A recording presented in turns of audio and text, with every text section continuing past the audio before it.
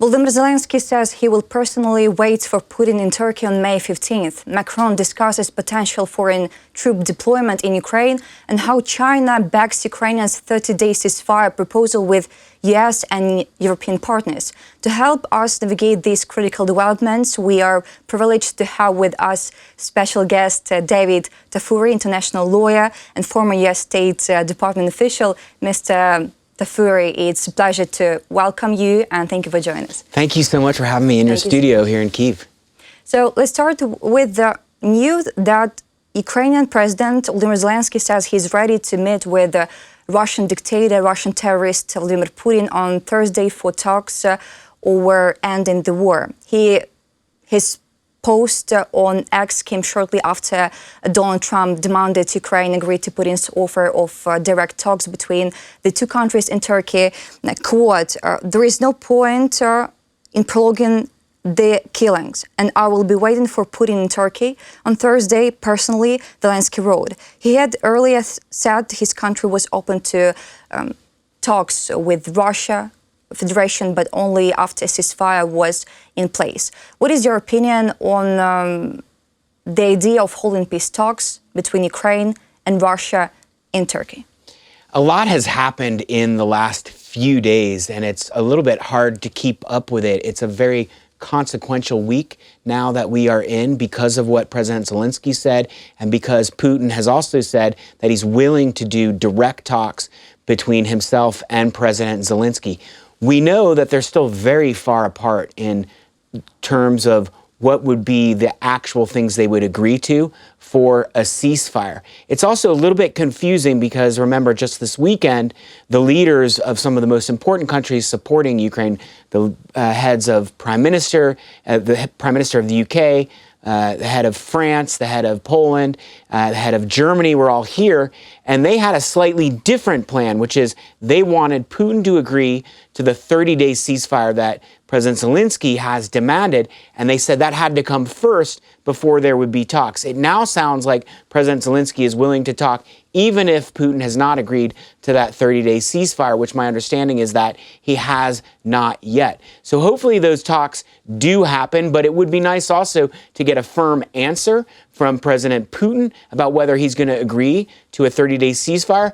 Importantly, because the leaders of the countries that were here visiting President Zelensky this weekend insisted that if Putin does not agree to that 30-day ceasefire, they would immediately institute more sanctions on Russia. And if he isn't going to agree, I hope they will do those sanctions as they said they would, because that type of additional pressure is what I think is necessary for Putin to make concessions.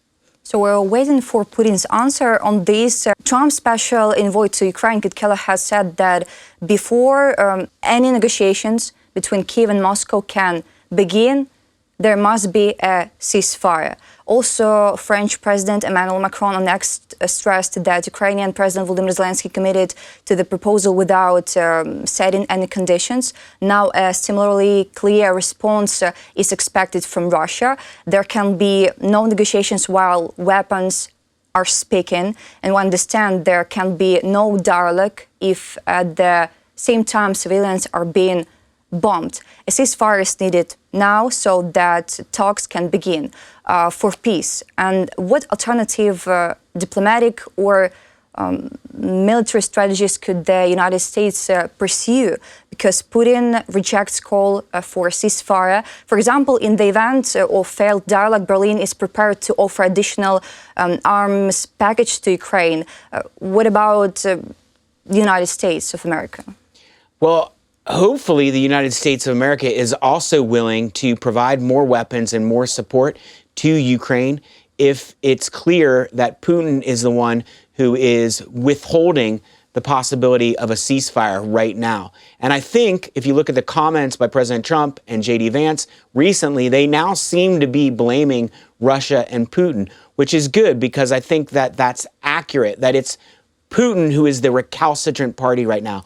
Personally, I believe that Putin probably is not ready to make compromises, and it's going to take more pressure from the European countries and from the United States, and that pressure needs to come in a couple of different ways. One is more weapons, more training for the Ukrainian armed forces, And secondly, at a minimum, more sanctions, including sanctions that target the companies that enable Russia to sell oil around the world, especially to countries like China and India. So the ratcheting up of sanctions and the increase in weapons will make a difference on the battlefield. And I think things need to tilt even more in the favor of Ukraine on the battlefield for Putin to make the concessions necessary for there to be a ceasefire that would meet the aspirations of the Ukrainian people. You said about sanctions.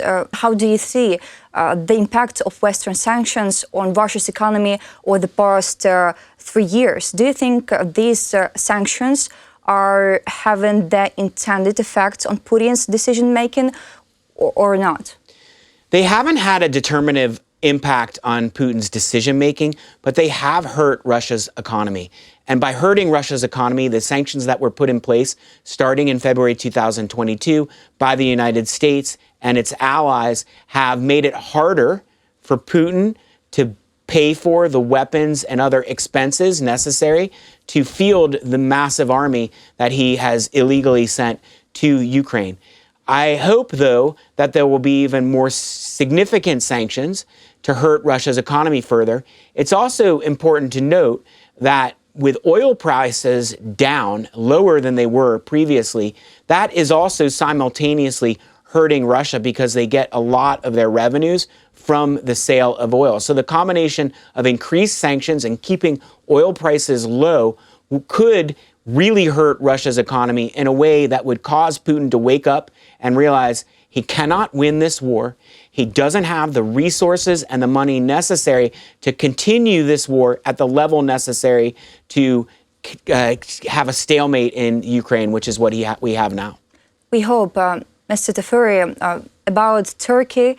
Turkey, as we said, Turkey is ready to assist Ukraine and Russian Federation by hosting negotiations on a ceasefire and peace between the parties, according to the administration of the president. And Turkish President Recep Tayyip Erdogan had a call with French President Emmanuel Macron. The leaders discussed bilateral relations between Turkey and France relation and global issues, including Russia's war against Ukraine.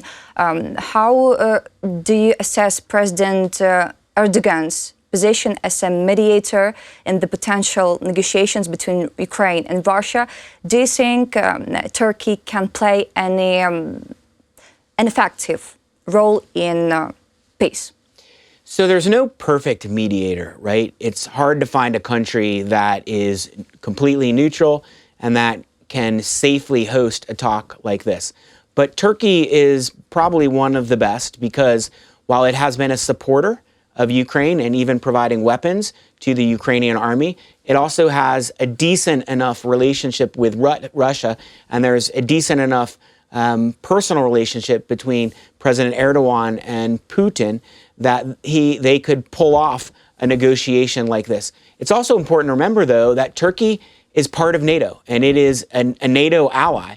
And so in that way, it does have good communications with the other NATO allies, including the United States. So let's see if Erdogan, through his good offices, can help make some progress if the two leaders meet in Istanbul.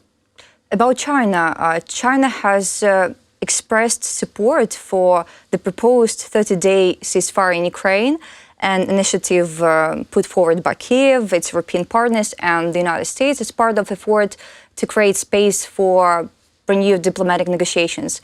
Does China's support for the ceasefire indicate a growing alignment with Western diplomatic efforts, or it's pursuing its own strategic interests, or something else? It's not clear. I think it's a positive that China has said that and that they support the 30-day ceasefire, and China seems to have a slightly different view on this than Putin. It's a little surprising that China came out and said that, given that President Xi was just in Moscow for the victory over Europe celebrations that Putin hosted. I don't particularly trust China as being neutral. We know that China has provided some equipment to Russia. Some of it has even been found on the battlefield here in Ukraine. But when China is saying things like that, we should applaud them and we should try to get China to be more engaged in this, because China does have a lot of influence over Putin and Russia. It's probably the most influential country for Russia because it is an ally of Russia and it has significant resources and can give significant support to Russia, which Russia really wants and needs.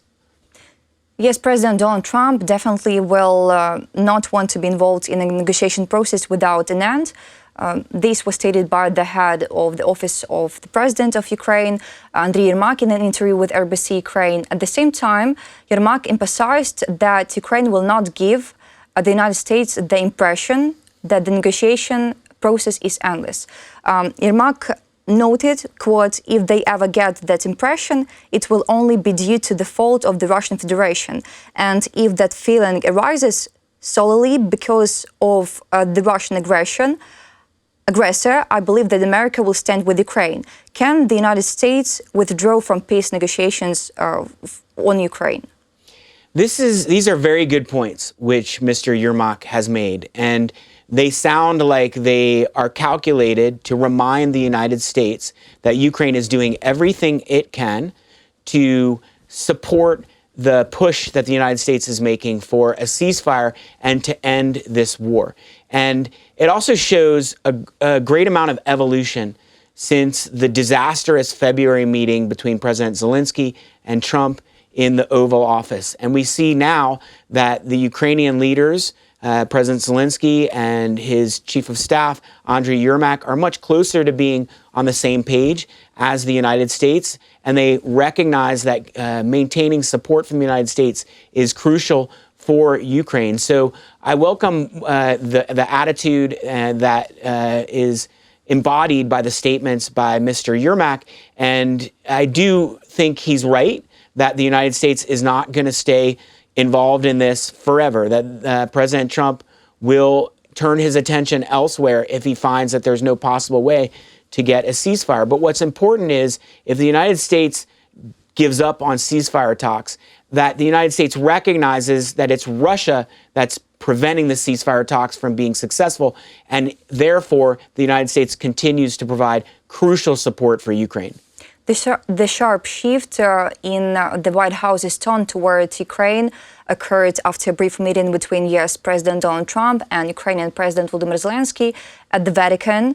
According to Yermak, even such a short meeting can change a lot. He explained that the meeting was initially planned to take place after Mass. Had things gone as originally planned, it would have been a different meeting. And perhaps it might not have unfolded the way it did. Why did Trump change this attitude towards Ukraine after the Vatican? Your own opinion. The Vatican meeting was pivotal, and stunning images of that meeting happened. And those who made that meeting happen deserve a lot of credit. My understanding is that there were some cardinals from the Catholic Church who helped make it happen. Obviously, aides and advisors to President Zelensky, like Mr. Yermak, and aides to President Trump also helped make it happen. And we didn't know what would come out of it, but we can only conclude that that meeting had a huge impact on the U.S. view on the Ukraine conflict and on President Trump's willingness to continue to support President Zelensky and to point the finger at the party that is preventing a ceasefire, which is Russia. So hopefully that goodwill coming out of that incredible meeting will continue.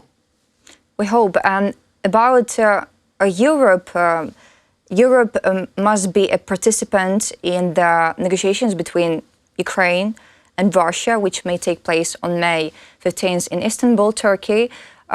This was stated by the French Minister of Foreign Affairs in an interview with Radio France. What are the potential challenges that could arise from Europe's involvement in the negotiations, and how can these be addressed to ensure productive talks?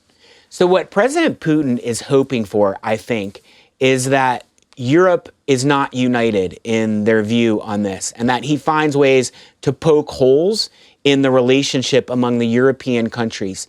And what we saw this weekend when the four leaders from Europe came and visited here, and they showed such strong support for President Zelensky, and they spoke with one voice about the need for a 30-day ceasefire, is that Putin is not successful right now on dividing Europe. And that's going to be important going forward. Even if we get a 30-day ceasefire, there's going to continue to need to be a lot of pressure from Europe on Russia, and for Europe to continue to make clear to Russia there are consequences for not agreeing to a ceasefire. Those consequences include more weapons for Ukraine and more strict sanctions that will punish the Russian economy. Also about foreign troops, French President Emmanuel Macron stated that he does not rule out the deployment of foreign troops in Ukraine after the active phase of hostilities. And according to Le Parisien, Macron said, also quote, he emphasized that this could help stabilize the situation in the region. It is important to understand that authority is not determined by numbers. Today, the largest army in Europe is Ukrainians. With 1 million soldiers mobilized, no other army can gather such a number of people. The key is the presence of troops in Ukraine. Macron emphasized that authority is not determined by numbers, but by the presence of troops. What do you believe he means by this? Could the presence of foreign troops change the balance of power in Ukraine in the future? Well, it's really good that Macron is talking about the possibility of sending French troops here, and that's very brave of him to, take the lead on that. I don't know how popular that is inside France. Of course, the French people support Ukraine. I do think that if there is going to be a ceasefire, there needs to be very substantial, comprehensive monitoring, which is going to probably require foreign troops. I imagine the Ukrainian government and the Ukrainian people would welcome European troops here to come and help monitor the ceasefire. They would find a very hospitable population here in Ukraine for foreign troops. It's going to take more than France. You really need a multinational force, so probably need also troops from the UK, from Denmark, from some of the other countries that have been supportive of Ukraine. And that would also be important because it would make it harder for Russia to violate the ceasefire. And were Russia to violate a ceasefire with European troops from those countries and others inside Ukraine, Russia would be then endangering the lives of those troops, which would force Europe to do even more to support Ukraine. And it might also galvanize the United States to provide more support. The United States doesn't want to see European troops harmed by Russia.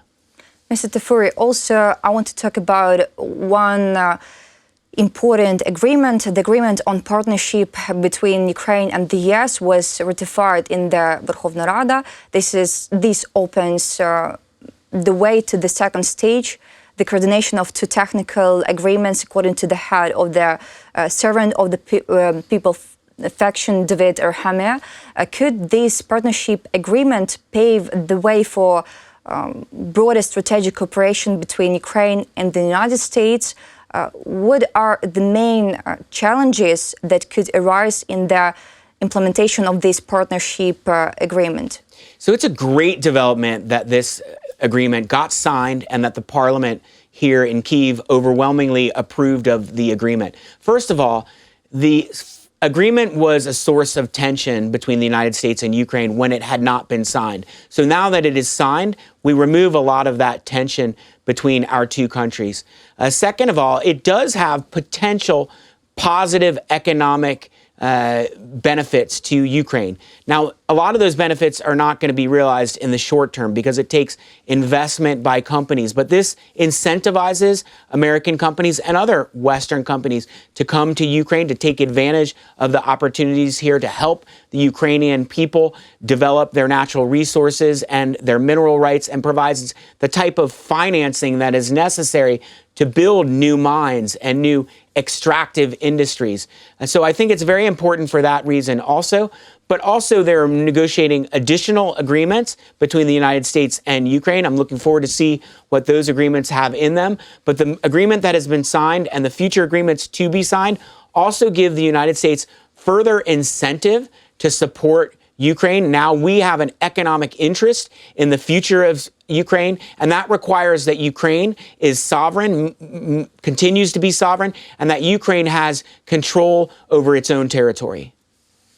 And about Tribunal, because it's also very important, Ukraine has completed an important stage in the establishment of a special tribunal for the crime of aggression committed by Russia. Work on this initiative has been ongoing for more than 2.5 years, and it is now entering its final phase, states Ukrainian Deputy Foreign Minister Andriy Sybiha during a speech in Lviv. How will this tribunal differ from existing international legal mechanism addressing war crimes? What are the main challenges Ukraine has faced in building international support for the special tribunal? What does the establishment of a special tribunal for the crime of aggression mean for Vladimir Putin personally? Well, first of all, we know that Russia and Russian troops committed atrocities and war crimes in Ukraine. There's a lot of evidence of that, and the crimes they committed against the people of Ukraine need to be punished. People need to be brought to justice. So it's very important that a tribunal like this is established, and that the tribunal enables people who have been wronged, who have had crimes committed against them, to voice what happened to them, provide evidence to the tribunal.